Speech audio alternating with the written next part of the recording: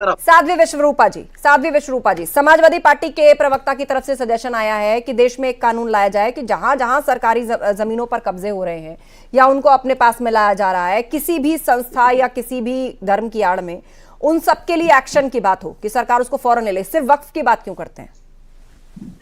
जी, या देवी सर्वभूतेषु तुष्टि रूपेण संस्थिता नमस्तस्यै नमस्तस्यै नमस्तस्यै नमो नमः। इसका जो एक थोड़ा सा मैं व्याख्यान कर देती हूँ कि मैं शक्ति माँ से प्रार्थना करती हूँ कि जो सभी प्राणियों के मन में संतुष्टि प्रदान करें। तो जो अभी मेरे भाई लोग बैठे हैं, ये तुष्टिकरण की राजनीति के चक्कर में बिल्कुल राष्ट्र के विकास को लेके या मानवता से बहुत परे जा चुके हैं। आप समझिए, एक भी मुस्लिम जो सच्चा मुसलमान है वो वक्फ बोर्ड के फेवर में नहीं है, सब संशोधन चाहते हैं। क्योंकि जिनके लिए वक्फ बोर्ड बनाया गया है, आप जो मेरे भाई अभी दिशाहीन कर रहे थे, जिस विषय पे हम बात कर रहे हैं उसकी दिशा भटकाने की बजाय, देखिए सभी का हमारा कर्तव्य बनता है कि सभी जानते हैं वक्फ बोर्ड का मतलब है जो गरीब मुसलमान हैं, जरूरत लोग हैं, जो दान में दी हुई जमीनें हैं, उन तक लोगों तक वो सहायता पहुंचाई जाए। परंतु यहाँ पर तो आप देखिए पूरे गांव पर कब्जा जमा लिया जाता है कि ये वक्फ बोर्ड की। यहाँ तक कि एक बड़ी अचंभित बात मैं आपको बताती हूँ, प्रयागराज में भी कहा गया कि हमारी ही जमीन पर कुंभ हो रहा है। मतलब ये देखिए कि बिल्कुल ही अंधाधुंध होकर लोग ढेर गर्दी कर दिए कि कभी भी किसी के भी मकान पर आकर कह दिया जाता है। साध्वी जी, दलील तो ये दी जाती ना कि यूं ही कोई नहीं कहता, कोई तो डॉक्यूमेंट होगा। अभी एक बात कहना चाहूंगी, निश्चित रूप से देखिए, आप समझिएगा, जब आक्रांता आए, सभी जानते हैं इतिहास को, जब आक्रांता आए तो खूब जो क्रूरता होनी थी, चाहे वो जमीनों को लेकर था, चाहे वो मानवता को लेकर था, चाहे वो स्त्रियों को लेकर था, क्योंकि वो उस वक्त ताकत में थे। तो वहां तक तो महिलाओं पे भी अपना हक जता लिया गया था। जब उनके कब्जे में थी, समय आया, हमारे पास आई, तो उसी चीज को लेकर आज ये चल रहे हैं कि ये भी हमारा। मुझे समझ नहीं आ रहा है, जो भारत में रहने वाला मुसलमान है वो भारतीय ना समझ के आज भी आक्रांताओं के गुणगान करता है। ये बेहद दुर्भाग्यपूर्ण है। ये समझना होगा कि यहाँ मैंने बहुत सारे जो मेरे मौलाना भाई हैं, प्रतिदिन बातचीत होती रहती है, वो बिल्कुल सही, कहीं कुरान में नहीं लिखा है कि किसी भी अवैध जगह पे आप कब्जा कीजिए। परंतु ये है कि जो तुष्टिकरण की राजनीति है, राजनीतिक रोटियां सेकनी है, ये लोग हवा देते हैं और कुछ हमारे लोग। ठीक है साध्वी जी, मैं लौटूंगी आपके पास। प्रियंका गुप्ता जी हमें ज्वाइन कर चुकी हैं, कांग्रेस के प्रवक्ता। प्रियंका जी, कांग्रेस ने भी तय किया है कि इस बिल का वो पुरजोर विरोध करेगी, लेकिन अब इस पर जो बहस चल रही है वो अपनी जगह है ही, पर सवाल ये भी उठ रहा है, और ये खुद मुसलमानों के भीतर से भी उठ रहा है। बहुत सारे मौलाना जो हैं वो समर्थन कर रहे हैं संशोधन का, और उनकी दलील है कि वक्फ बोर्ड के पास जितनी संपत्ति है इन फॉर्म ऑफ प्रॉपर्टी, उसने कितने गरीब मुसलमानों का भला किया है, कितने मजलूमों की मदद की है। ऐसे ही हो गया कि आप सबके अकाउंट में 15 लाख आ जाएंगे, वो आ गए क्या? अभी तो बहुत टाइम हो गया, मेरे अकाउंट में तो आए नहीं। आस्था जी, आपके अकाउंट में आ गए हो तो आप बता दीजिएगा चैनल पे। एक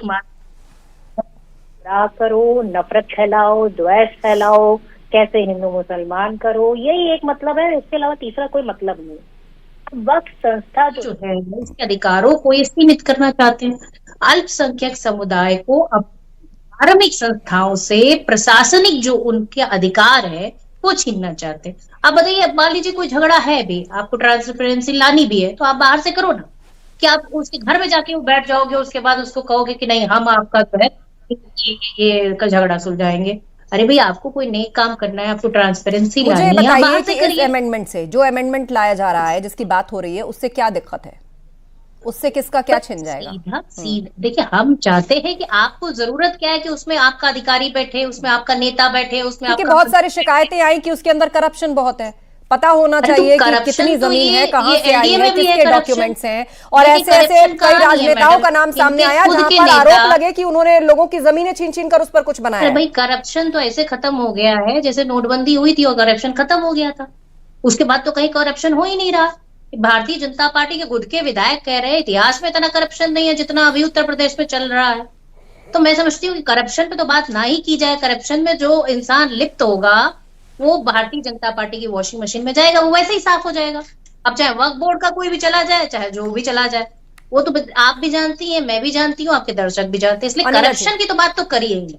मतलब अनिला जी। सिर्फ मुंह बजाने जैसी बातें हैं करप्शन में। अब देखिए ये प्रॉपर्टी आती कहाँ से है? ये भारतीय जनता पार्टी ने तो डोनेट की नहीं है, जो आज के बैठ के वो हिसाब किताब कर रही है। तो ये भारतीय जनता पार्टी उसमें भी पूरी तरीके से भ्रम फैला रही है कि मुस्लिम जहां चाहे, जहां जैसे चाहे, जिस जमीन को चाहे उसको पूरी तरीके से कब्जा कर सकता है। अरे क्या बातें कर रही हैं आप? इस देश में लॉ है कि नहीं है, ट्रिब्यूनल है कि नहीं है, कोर्ट है कि नहीं है, सुप्रीम कोर्ट, ठीक हाई है कोर्ट, अनिला जी, न जाने जवाब कितने दीजिए, केसेस चल रहे हैं। जवाब दीजिए। झूठ, और जिस भ्रम, बात को साध्वी जी भी कह रही थी कि ऐसा कैसे हो गया कि प्रयागराज में महाकुंभ जिस जमीन पर हुआ उसके लिए भी आया कि ये भी तो वक्फ बोर्ड की जमीन है। देखिए, अभी मैं ये कांग्रेस पार्टी की प्रवक्ता को सुन रही थी। जब इनके पास तथ्य नहीं होते तो ऊटपटांग बातें शुरू कर देते हैं ऐसे प्रवक्ता। तो वो यही कह रही, तथ्यों पे बात नहीं करती। अगर मैं वक्फ एक्ट की बात करती हूँ, आपके पास तो बड़े तथ्य रहते हैं, अभी देखते कितना तथ्यों पे बात करती है। अच्छा जी, या तो मुझे मत बुलाया करें अगर ऐसे प्रवक्ता बैठते हैं। बोलिए बोलिए, आप बात पूरी नहीं, कीजिए ऐसे अपनी। प्रवक्ता का क्या मतलब है? आप तो पीएचडी करके बैठी हुई है क्या यहाँ पे प्रवक्ता? यहाँ पर ठीक बहस है करने प्रियंका जी। नहीं, आप दूसरों को कम से कम सम्मान देना सीखिए, तभी सम्मान मिल पाएगा। ओके आपने ओके जवाब नहीं ओके, दिया, ठीक है इसलिए प्रियंका जी, आपकी उनकी जबान बात लंबी पूरी है। होने दीजिए, बात पूरी होने दीजिए प्रियंका जी। जैसा अनिला जी हम बोलिए। जैसा बोलेंगी वैसा पाएंगी, जैसा बोएंगी ठीक वैसा ठीक काटेंगी। ठीक, शांत हो जाइए आप बात सुन लीजिए। जा रही हूँ मैं। ये ना गली मोहल्ले जैसी डिबेट नहीं कर सकती। एक सेकेंड अनिला जी, आप बात पूरी कीजिए अपनी। 1923 में जब अंग्रेज इस कानून को लेकर आए थे तब से, और 1954 में जब कांग्रेस पार्टी ने इसको फर्स्ट टाइम अमेंड इसको किया था, और 2013 तक आप समझिए 360 डिग्रीज जो है ये बदल गया। पहले ये शिया सुन्नी के लिए था, फिर हिंदुओं पे कैसे जाति की जाए, तब आप नहीं कैसे थी वोट उसमें, बैंक की राजनीति नहीं था उसमें जब अमेंडमेंट हुआ था। और इसको आस्था जी, क्यों अगर नहीं विरोध दर्ज किया आपने? अलाउ मी, मैं जा रही हूँ। एक मैं मिनट, आपकी नहीं नहीं, डिबेट आप की तैयारी देखिए, करा ली। आप लोग रोजमर्रा के पैनलिस्ट हैं, इस तरह जाने आने आप भी समझते हैं, एक दूसरे के पीछे बोलते हैं, लेकिन प्रियंका जी आप अनइंटरप्टेड बोली हैं। एक बार उनकी बात सुन लीजिए, आपको काउंटर करने का वक्त मिल जाएगा। अनिला जी 20 सेकंड बात पूरी कीजिए। जी, तो कांग्रेस पार्टी ने इसको एक घातक हथियार की तरह अंग्रेज जो हमारे हिंदू हैं उनके खिलाफ इस्तेमाल किया। 2013 में 100 जो इसमें वक्फ एक्ट का सेक्शन 66 था, क्या था भाई, ये बता दो हमको। कुछ भी बोले चली जा रही है। उनकी बात आने दीजिए ना, आपको मैं अलग से समय दूंगी और उतने ही बराबर का समय दूंगी जितना अनिला जी बोली है, लेकिन एक बार उनकी बात पूरी होने दीजिए ना बात। अनिला जी पूरा कीजिए। देखिए, ऐसा है कि अगर हम सेक्शन 323A और 323B भी देख लें, आर्टिकल 323A एंड 323B, उसमें पूरी लिस्ट होती है जो एडमिनिस्ट्रेटिव ट्रिब्यूनल्स होते हैं, उसमें इस ट्रिब्यूनल का नाम भी नहीं है। तो ये कितना कानूनी है कितना गैर कानूनी है ये हम अच्छी तरीके से समझते हैं।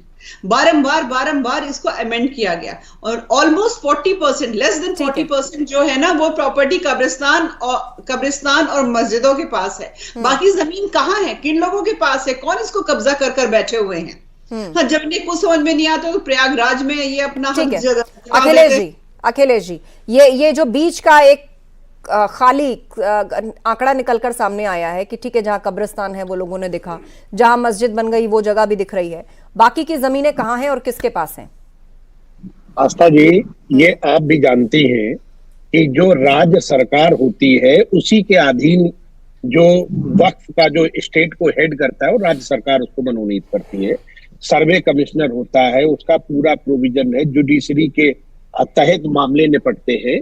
तो ये तो सिर्फ बहाने हैं भाजपा के, क्योंकि वक्त की जमीन, डिफेंस की जमीन, किसानों की जमीन, पूंजीपतियों की गुलामी, वो भारतीय जनता पार्टी के लिए अब सबसे महत्वपूर्ण काम बन गई है। इसलिए विरोध, जो अपोजिशन के लोग हैं वो विरोध करते हैं। और झूठ बोलने की बात आप संगत करें ये ना करें, इससे कौन नहीं जानता है कि भारतीय जनता पार्टी से ज्यादा झूठ बोलने वाला राजनीतिक दल देश में है नहीं। हर मुद्दे पे झूठ बोलते हैं आप। ठीक है, इसके बाद उसको प्रियंका जी बोलते हैं ताकि प्रियंका जी 10 सेकंड।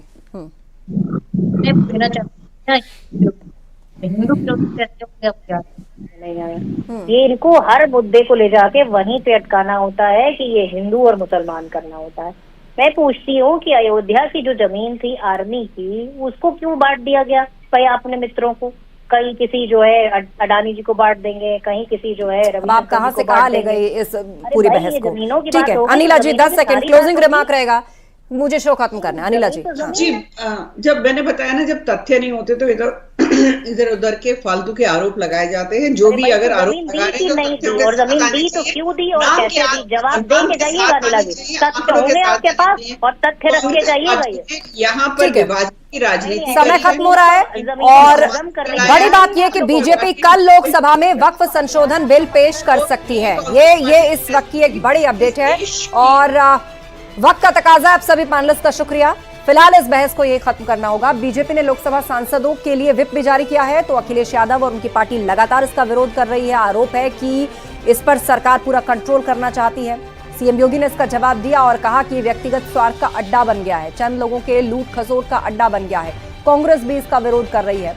अब देखना यह होगा कि जब लोकसभा के अंदर यह बिल आता है तो उसके बाद किस तरीके से संसद में हंगामा देखने को मिलता है, सरकार इसको कैसे संभालती है, और बहुत सारे प्रश्न खड़े किए जा रहे हैं कि क्या सरकार के खुद के घटक दल उसका साथ देंगे। ये देखना दिलचस्प होगा। महाबहस में इतना ही। खबरें जा रही हैं, बने रहिए हमारे साथ।